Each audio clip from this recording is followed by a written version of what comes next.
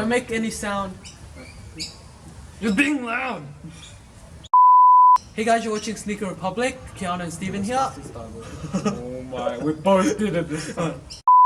Maybe we should start with it in. No! Hey guys, it's Sneaker. My name is Bob. I like Hey guys, you're watching Sneaker Republic. Keanu and Steven here, and today we're doing the performance review for the KD8. Bang! So let's get started. First off, size. How was the fit of the shoe? Super snug. Just I've had a lot of people talk to me about this. I don't understand. Like, I know it's specialized for the player, but why not make a player edition for them? And for the general public who's buying your shoe, why not make it fit Like, correctly? if you can see on the outsole, look how thin that is, like compared Yeah. to like the rest of the shoe. If we just bring in the dealer really quickly, I'm not sure if you can see. Oh, well, you can. It's just super thin. If consumers are paying what 170 retail, but that was, but they've probably gone down. Yeah. Like, why not make it fit a normal consumer's foot? I know it's specialized for KD, but you could like they create player editions for them anyway. Yeah. So I just don't understand it. But that aside, the shoe, if it fits you, I feel like it's actually pretty comfortable. But would you suggest going up half a size? I feel like the length was actually pretty good, but going up half a size, I don't think it would hurt you at all. If you Okay. really love this shoe. What about the toe loft? Will there be room? So as you can see, there's flywire. So I think if you really crank down the laces, I don't think it's gonna be that much of a problem. So this year they actually used the segmented full-length zoom. Yeah. And was that good?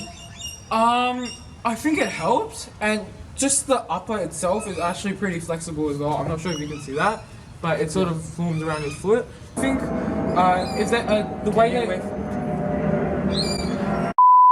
If you guys become famous, you gotta let me be your manager. No no. profit though. What? 10%. Oh, plane. Plane. Okay, I'll override the plane. La la la la la la la la la la la.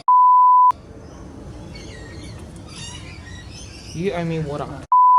Okay, so if you've ever experienced like a LeBron 11 with full length zoom, you would know it's super stiff just Yeah. because of how thick it is. It provides good impact protection. But I But- still prefer zoom over middle. With the segregated zoom, I think it really helps with flexibility. Yeah. So definitely a good point for the shoe. Okay. Traction. What are lunalons? That's the thing in your runners. I know, I don't know what they are. It's just a high content. It's like it's a cushion. It's really good. It's really good cushion, but it doesn't last very long. How do you know if it has lunalons? Or do you just look it You up? research it. So moving on to traction. This year the KD8 has a much better traction than KD7.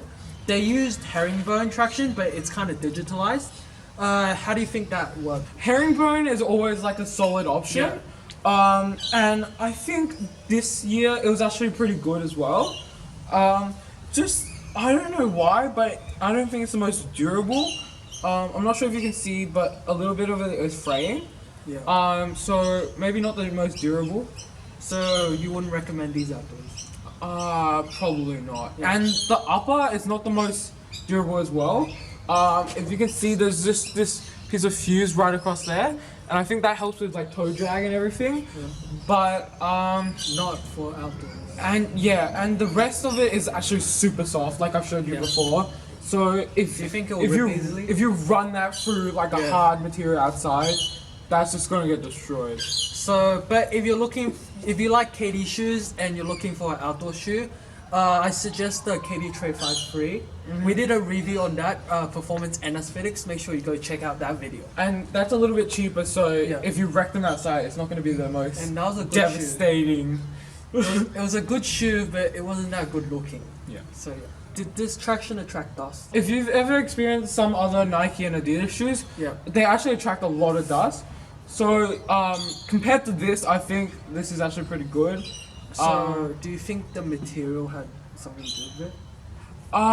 Yeah, it's actually, I don't know whether I just can't get, like, it's pretty tight. so maybe I just can't move it. Yeah. But it just doesn't feel very pliable in general. So I think that really helped. I'm putting a key on your. Up, up, up. Are you ready to talk about comfort? Guys, shut up. Up. But I'm your manager. So on.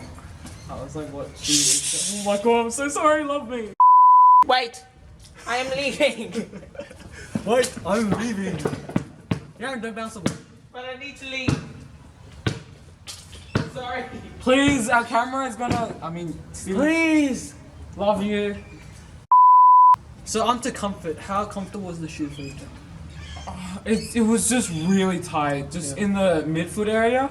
The upper was pretty soft, so it sort of formed around your foot, but it's just so tight.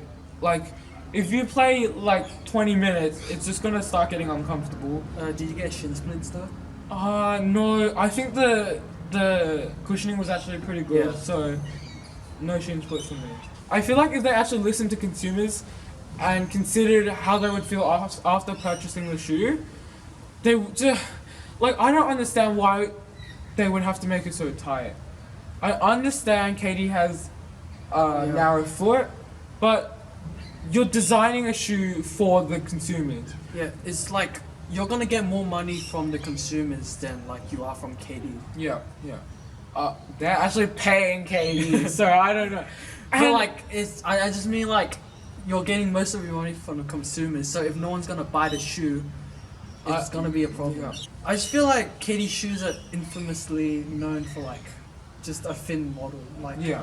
like the history of KD shoes. That's why like they've never been popular. Like or people always prefer LeBron and Kobe's over KD's. Moving on to materials.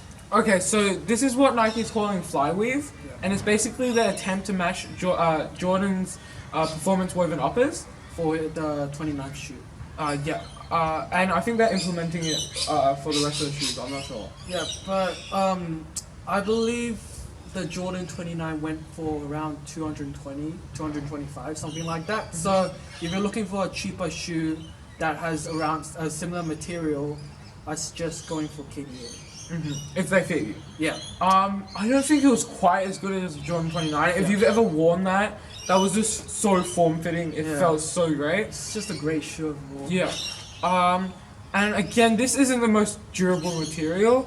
The flywire actually takes a brunt of the load.